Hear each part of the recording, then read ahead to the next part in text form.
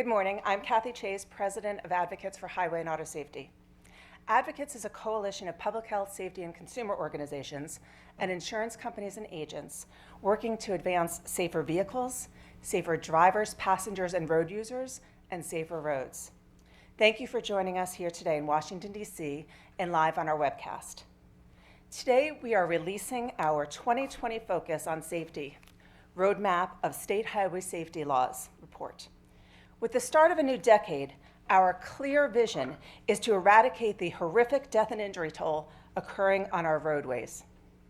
Every day, approximately 100 people are killed and 7,500 more are injured in motor vehicle crashes.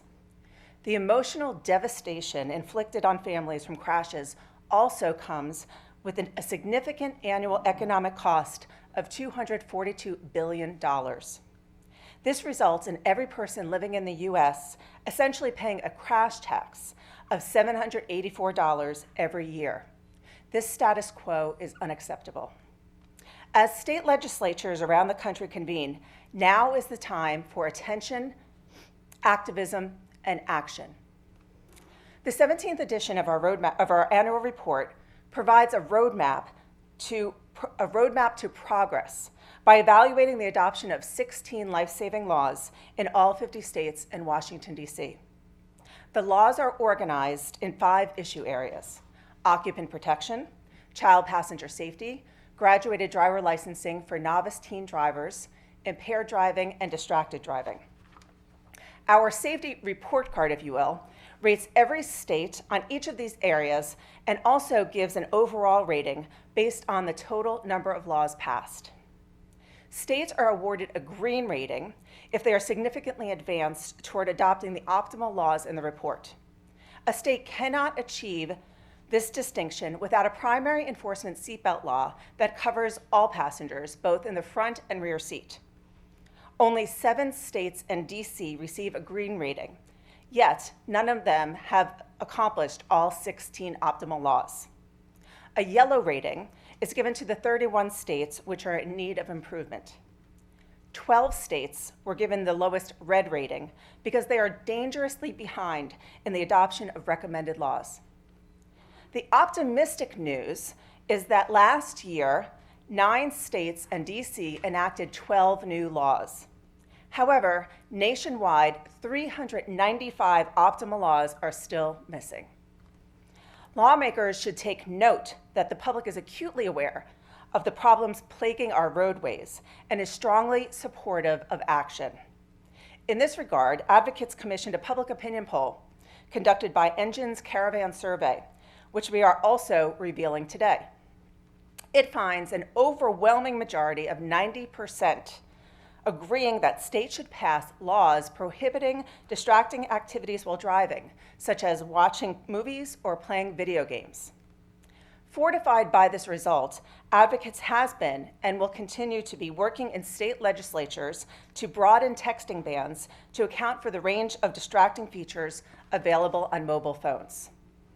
Additionally, 80% of respondents were supportive of programs that award states grant money for passing distracted driving laws, as now happens with drunk driving, child passenger safety, and other issues.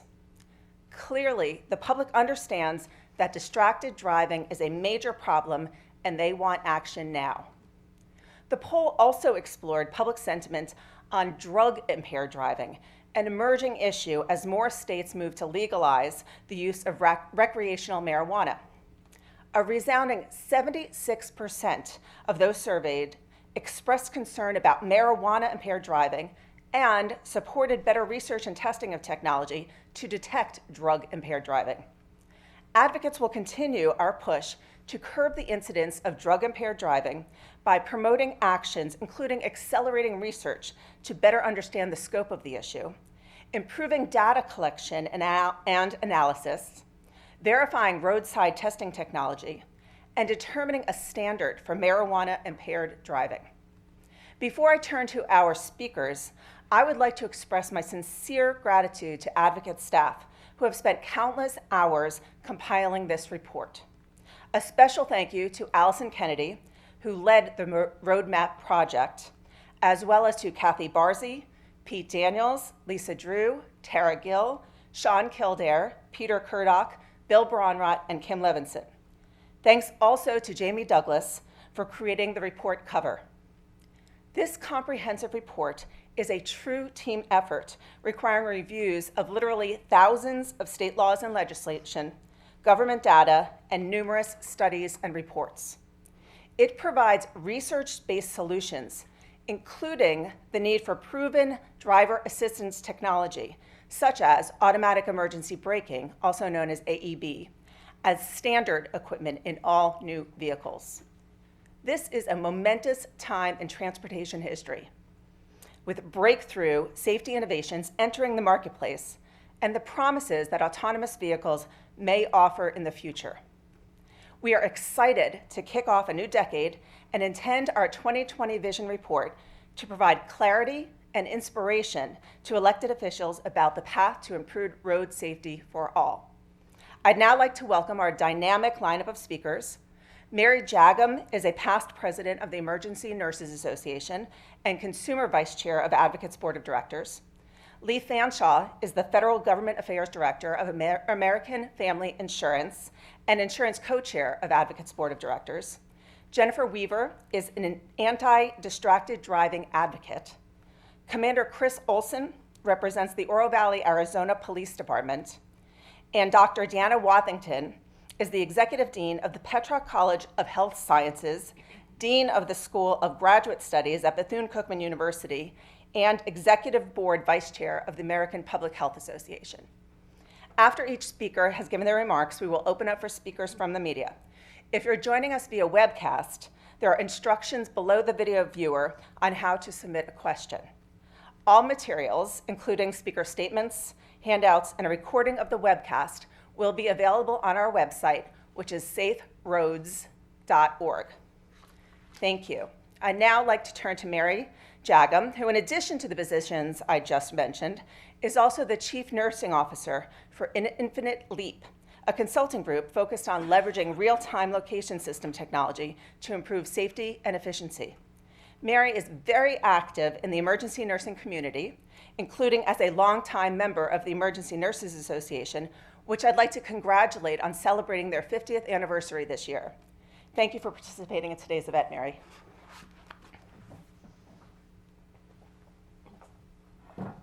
Thank you, Cathy. Good morning. I'm pleased to be here with you all today, and as a registered nurse with over 3 decades of experience in emergency nursing, healthcare leadership, public policy, and healthcare consulting, I have dedicated my professional life to treating and preventing injuries.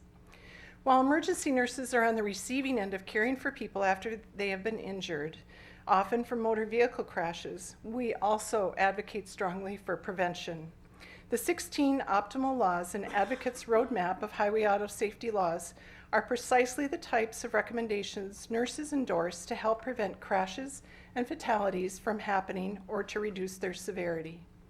For example, when babies are born in hospitals or young children with injuries are taken care of in the emergency department, they are often discharged home in their family car, and we want them to be safe. There are programs throughout the country encouraging proper child passenger safety use, which are fortified with comprehensive laws based on research and data.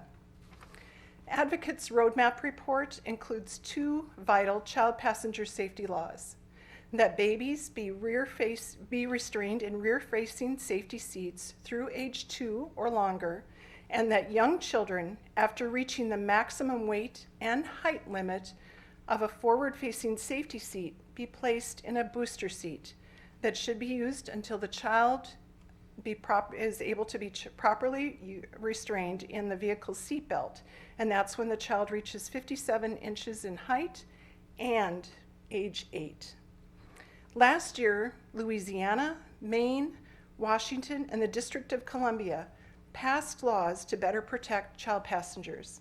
Tremendous opportunity to enhance safety for children exists, with 35 states still in need of a rear-facing through age 2 law, and 34 states and DC in need of an optimal booster seat law. Similarly, seatbelt and all rider motorcycle helmet laws restrictions on teen driving, and impaired driving and anti-distracted driving laws all aim to prevent dangerous and even deadly behaviors. State lawmakers play a crucial role in prioritizing and passing these basic safety laws. The unfortunate news is that no state has enacted all 16 laws recommended in the roadmap report. But the good news is that the report provides a playbook for these state elected officials to take action today. I would now like to share with you the states that have received the distinction of being this year's best states list by achieving a green rating. Topping the list of best states is Rhode Island, with 13 optimal laws adopted. Others in the best category with between 12 and 10 laws are the District of Columbia, Washington, Delaware, Maine, Oregon, California, and Louisiana. And we applaud these states for their efforts in improving highway safety. Now for the worst states, all receiving a red rating for falling dangerously behind in the adoption of advocates' recommended laws. My neighboring state of South Dakota has the fewest number of optimal laws at just 2 in total. The other 11 states receiving a red rating this year are Wyoming with only 3 laws, Missouri and Montana with 4 laws, Arizona and Ohio with 5 laws, and Florida, Nebraska, Nevada, New Hampshire, Vermont, and Virginia with 6 laws. The goal of the issuance of this red rating is not to shame those states, but rather to serve as a clarion call to action. Last session, my longtime home state of North Dakota considered a bill to require all occupants to buckle up on every trip. This would have been an upgrade from a law that emergency nurses helped to get past the secondary law back in 1993. The law passed the Senate, but it unfortunately was defeated in the House. I urge the North Dakota legislature to pursue this upgrade again when they reconvene in 2021. Every positive step that each legislature takes leads to the ultimate goal of this report, which is all states getting the 16 laws on the books and attaining a green rating, which will result in our nation's roads being safer for our families. Thank you.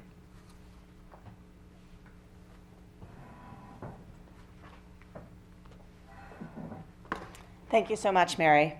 Next, I'd like to introduce Lee Fanshawe, who wears several hats at American Family Insurance, including serving as the federal representative with the American Property Casualty Insurance Association, the National Association of Mutual Insurance Companies, and the American College of Life Insurers. Lee has been a board member of Advocates since 2015, and as I mentioned earlier, is our insurance co-chair. Welcome, Lee.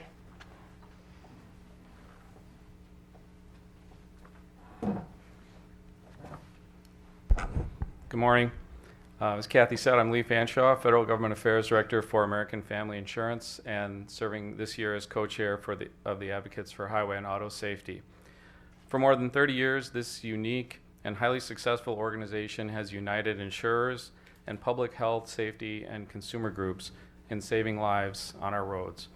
Advocates continues to steadfastly pursue its mission of safer roads, safer cars, and safer drivers and passengers.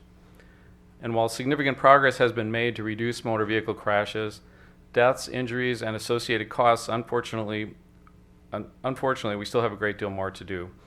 American Family has always been and continues to be committed to working with our safety partners to reduce this unacceptable and preventable mortality toll. Fortunately, each year Advocates issues this roadmap report to help us better protect all road users and keep families whole by saving lives. I'd like to provide just a high-level overview of the report's state law findings. States that are lacking as few as 3 laws and as many as 14, with a total of 395 optimal laws that still need to be adopted. With nearly half of all crash fatalities involving a motorist who was not buckled up, there are still 31 states that are missing an optimal seatbelt law protecting all vehicle occupants in all seating positions. Laws requiring all motorcyclists to wear a helmet have been found the only strategy proven effectively to reduce motorcycle fatalities, yet 31 states still do not have this requirement. Protecting children in age and size appropriate child safety seats in a rear seat is a proven lifesaver. Unfortunately, 43 states have not earned both optimal rear-facing until 2 or longer and booster seat components. Motor vehicle crashes are the #1 killer of American teens, and graduated driver's licensing, known as GDL laws, that gradually introduce novice drivers to the complex driving task have been shown positive results in reducing crashes. While every state has at least one GDL provision, no state has all 6 recommended elements of a comprehensive GDL law. Laws targeted at curbing impaired driving are essential to reducing the preventable toll of drunk driving crashes, which continues to claim over 10,000 lives each year. However, 27 states lack at least one vital impaired driving law. And distracted driving is a plague on our roadways, but 20 states must still take action to help ensure all drivers remain focused, eyes and mind on the road. As legislative sessions are getting underway across the country, closing these safety gaps must be a top priority. Now, I used to work in the state legislature in Wisconsin, and state legislators are very busy people. They have lots of issues that they need to deal with. And our purpose today here is really to bring these issues to their attention. So we are asking state legislatures across the country to please take this report to heart and begin to enact these proposals.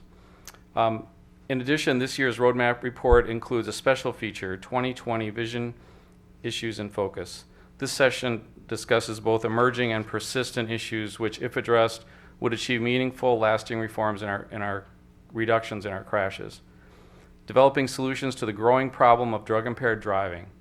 As Advocate's newly released public opinion poll demonstrates, more than 3/4 of respondents are concerned about impaired driving caused by marijuana use. We must better understand the full scope of the threat that drug-impaired driving poses on our roads in order to take effective action. Expanding the use of automated enforcement, a crucial tool to combat deadly behaviors such as speeding and red light running. Improving rear safety with belt reminders as well as detection and alert systems for children unknowingly left in a vehicle.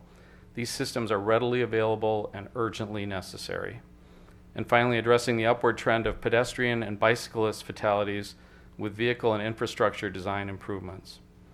So in conclusion, this report both identifies state law gaps and national challenges and provides proven safety solutions. We encourage elected officials throughout the country to use it as a guide, including in my home state of Wisconsin, which is considering a child passenger safety upgrade. Please take action now to make our roads safer for everyone. Thank you.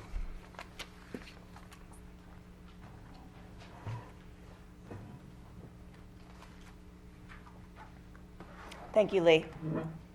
Now I would like to welcome Jennifer Weaver. Jennifer is dedicated to educating the public about the dangers of distracted driving. As a member of the Maryland Department of Transportation Occupant Protection Distracted Driving Emphasis Area Team, and as a speaker with the Positive Alternatives to Dangerous and Destructive Decisions program, she is actively involved in curbing this dangerous behavior. Jennifer began her advocacy against distracted driving following her involvement in a 2015 car crash. Thank you, Jennifer, for joining us today.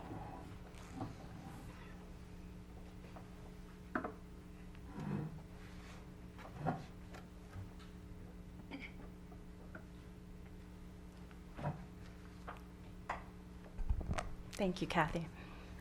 Good morning. My name is Jennifer Weaver.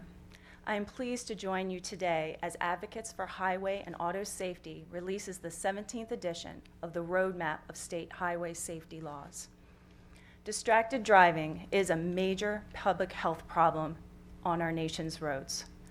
The use of mobile devices while driving can result in cognitive distraction that is as impairing as drunk driving. Studies have shown that crash risk can be as much as 4 times higher when a driver is using a mobile phone. In fact, sending or receiving a text message can cause a driver to divert their eyes from the road for an average of nearly 5 seconds. When traveling at 55 miles per hour, that's enough time to cover the entire length of a football field without your eyes on the road. This dangerous action can have deadly consequences. In 2018, the latest year for which data is available, nearly 3,000 people were killed and approximately 400,000 more were injured in crashes involving a distracted driver. Crashes in which at least one driver was identified as being distracted can also impose an annual economic cost on society of approximately $40 billion. And we know that these numbers don't paint the whole picture considering underreporting of these types of crashes. More can and must be done to prevent distracted driving crashes. And let me be clear, these are not accidents. Distracted driving is preventable, and there are known actions which can curb these needless tragedies. As Advocates Roadmap shows, states across the country still have gaps in their distracted driving laws that must be closed. 5 states are missing an optimal all-driver text messaging restriction, and 19 states need to enact an optimal cell phone restriction for novice teen drivers. Additionally, as smartphone use continues to proliferate and the capabilities of phones expand, laws must be updated to account for these additional distracting features. Sending a Facebook message, uploading a photo to Instagram, or watching TikToks takes your eyes off the road and your mind off the task of driving, similar to texting. Yet many distracted driving laws were not written to account for these types of apps. States must revisit their laws and take action to prevent use of these new features. And as Advocates' new public opinion poll shows, strong support exists for doing so. When asked if states should pass laws prohibiting distracting activities such as watching movies or playing video games, the support for doing so was consistent and clear at 90%. At a time when multitasking and cell phone addiction have become the norm, no one thinks that they will be the one to cause a distracting driving crash or even a fatality. No one gets into their car thinking, I'm going to answer a call or read a text while driving and kill someone as a consequence. However, I am here to tell you that it can happen to anyone, and all it takes is a split-second decision to take your eyes off the road. On December 22nd, 2015, I was the at-fault driver in a crash that resulted in a fatality. A car was stopped waiting to make a left-hand turn. While I do not have recollection of the crash itself, it was determined by investigators that I was looking down at my phone when I rear-ended that car, pushing it into oncoming traffic. The occupant was pronounced deceased at the scene. A loved one was lost that day. A wonderful, vital member of a family no longer walks this earth because of me and my poor decision. So many tragic consequences have come to bear because my eyes were not on the road for 5 seconds. I carry sorrow and guilt on my heart that I doubt will ever be lifted. So I join advocates here today to share my story, because I have made it my life's mission to educate about the dangers of distracted driving, including the essential information in their roadmap report, and to urge all to put away your devices and stay focused on the responsibilities of driving. Thank you.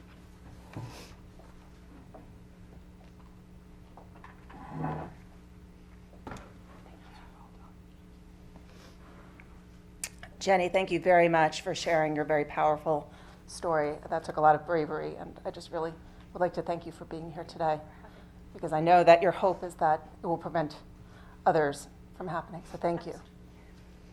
Our next speaker is Commander Chris Olson, the Support Services Division Commander for the Oro Valley Police Department in Arizona. Commander Olson's nearly 30-year service in law enforcement includes 19 with Oro Valley. He is a member of the International Chiefs of Police, the FBI National Academy Arizona Alumni Chapter, and former chairperson for the Southern Arizona Law Enforcement Managers Association. Thank you for your public service and for being here today, Commander.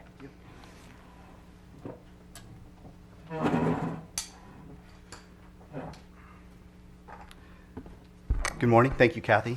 Thank you all for being here today. As Cathy said, my name is Commander Chris Olson. I'm with the Oro Valley, Arizona Police Department. I'm really pleased to join my fellow panelists and our host advocates for highway and auto safety at today's event. Having spent nearly 3 decades in law enforcement, I've experienced far too many tragedies on our roads and our highways that could have been and should have been prevented. Common crash causes, including speeding, impairment, and distraction, afflict our streets too often and result in needless death and severe injury.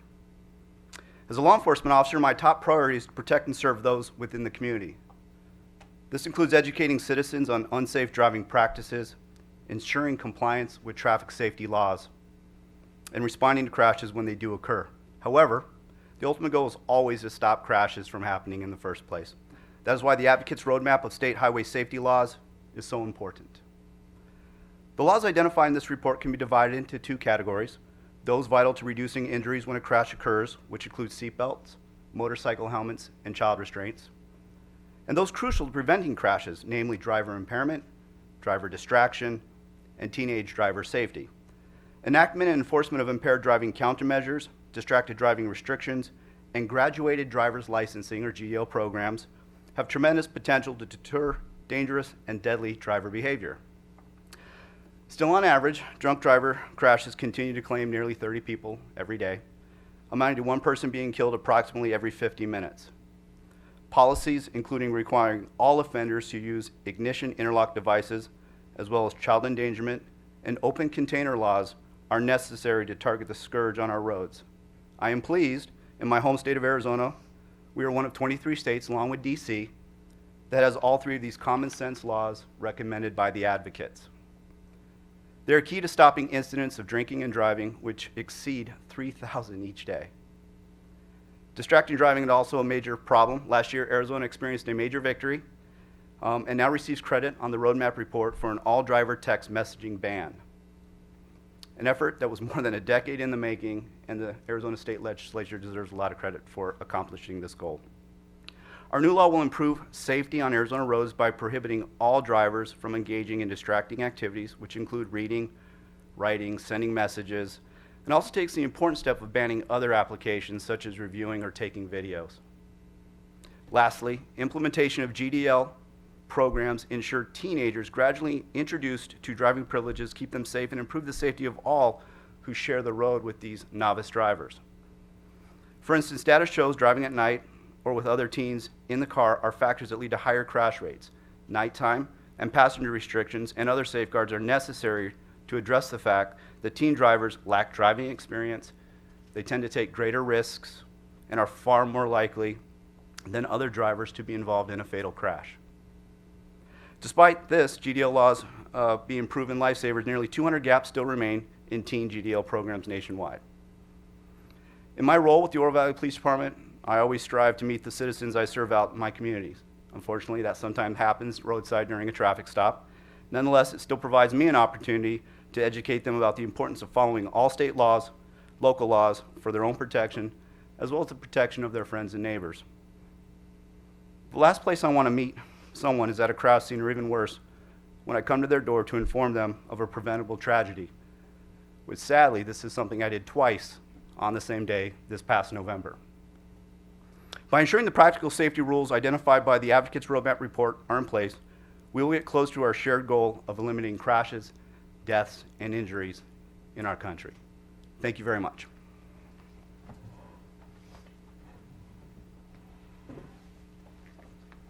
Thank you very much, Commander Olson. Our final speaker is Dr. Deana Waddington. In addition to her leadership roles at the Petra College of Health Sciences and the Bethune-Cookman University, Dr. Waddington is a fellow of the American Academy of Family Physicians and a member of the founding editorial board of the Journal of Healthcare Transformation.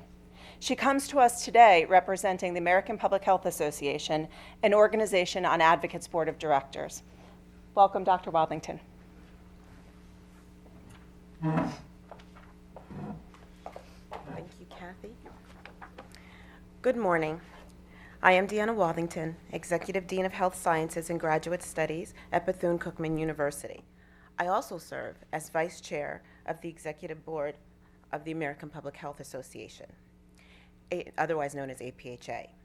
APHA works to advance the health of all people and all communities Our 50,000 members represent professionals in all fields of public health, and we are dedicated to making the United States the healthiest nation in one generation. To do so, we must address the dire state of safety on our roads. As a physician, I have treated numerous illnesses and injuries, some incurred from motor vehicle crashes. Together with my patients, we develop a treatment plan to recovery. I joined Advocates for Highway and Auto Safety here today because their roadmap of state highway safety laws is akin to a treatment plan for the maladies happening on our roadways.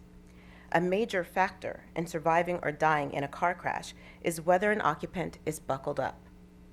Nearly 23,000 passenger vehicle occupants died in crashes in 2018, and where restraint use was known, nearly half of those killed were not wearing seatbelts. Despite decades of research and education on the life-saving benefits of seatbelt use, people are still not buckling up. That is why it is critical for states to pass primary enforcement seatbelt laws for all occupants. These laws have been proven to increase seatbelt use, which saves lives and also saves state money in reduced crash costs, including first responder and medical expenses. Yet, only 19 states and D.C. have primary enforcement seatbelt laws that require every occupant to buckle up. We've got to do better. Next, we know that motorcycles are the most hazardous form of motor vehicle transportation, and fatalities are on the rise, more than doubling to 4,985 since a low of 2,116 in 1997. Just as seatbelt laws encourage safe behavior, all rider helmet laws have been shown to be the only strategy proven to be effective in reducing motorcyclist fatalities, according to the Government Accountability Office. The impact of an all-rider helmet law is clear. There were 9 times as many unhelmeted fatalities, that would be 1,670, in states lacking this law in 2018, compared to states with a universal helmet law at 177. In addition to saving lives, motorcycle helmets have been shown to reduce the risk of head injury by 69%. Yet only 19 states and D.C. have all-rider helmet laws. For the sake of families and the communities that endure the physical, emotional, and financial costs of devastating injuries, every state should have an all-rider helmet law requirement. In addition to these protections, which have been saving lives for decades, we are at a transformational time in transportation innovation with the availability of safety technologies in vehicles to prevent or mitigate crashes. Systems such as automatic emergency braking, blind spot detection, and lane departure warning have all been proven to significantly reduce crashes. However, they are often only available through luxury add-on packages or in high-end vehicles, which many consumers cannot afford. Additionally, there are no minimum performance standards for them, so each one performs differently, which can be confusing and hazardous to motorists and everyone sharing the roads with them. This is why we call on Congress to advance the Protecting Roadside First Responders Act, which will both put an end to tragic crashes involving law enforcement officers and first responders along the sides of our highways and improve safety for everyone on our roads by requiring proven driver assistance technologies in all new cars. In conclusion, I would like to commend my home state of Florida for enacting a primary enforcement all-driver texting ban.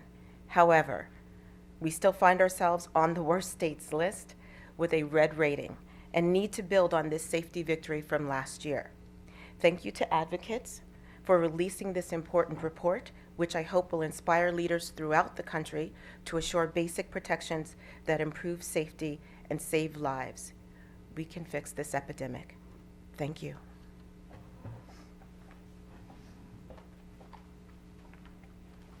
Thank you, Dr. Waddington. In closing, I'd like to tell you about what's happening in state legislatures throughout the country right now, and hopefully to inspire some of our viewers and people in the room to contact their elected officials and urge them to move this legislation. In Ohio, Governor DeWine has signaled his support to upgrade their distracted driving law to primary enforcement, meaning that someone can get pulled over just for violating that law, not having to do another violation first. In New Hampshire, which is the only state without an adult seatbelt law, an all-occupant primary enforcement seatbelt bill is pending in the state legislature. Florida, Georgia, Massachusetts, Missouri, Nebraska, and Virginia also have seatbelt upgrades pending.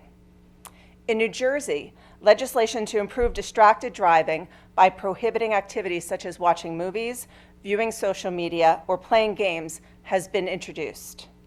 Georgia and Pennsylvania are considering legislation to enact teen graduated driver licensing, or GDL, cell phone bans. In New York, a broad coalition recently sent Governor Cuomo a letter urging him to include a rear seatbelt requirement in his priority legislation. It's interesting to note that New York was actually the first state in the country to enact a seatbelt law in 1986, and yet is still lacking this rear seatbelt requirement, especially at a time when more people are getting into the rear seats, whether it be with transportation network companies or in taxis. And it's really something that's critical as an emerging issue, that more people realize the importance of buckling up in the back seat. California, Georgia, Michigan, and South Carolina are looking to curb alcohol impairment in their states by enacting an all-offender ignition interlock device law. California, Hawaii, Michigan, New York, and Vermont will be considering .05 BAC bills. This is another emerging issue, as the National Transportation Safety Board and others have realized and recognized that impairment is at .05, which is lower than what most states have right now, with the exception of Utah, which was the first state in the country to enact a .05 law. And unfortunately, Maryland, Missouri, Nebraska, and Vermont have pending bills to repeal their all-rider motorcycle helmet bills.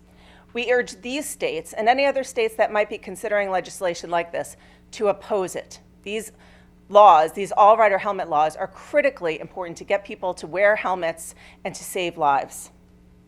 We commend the sponsors of the traffic safety improvement legislative efforts and look forward to working together to ensure swift passage.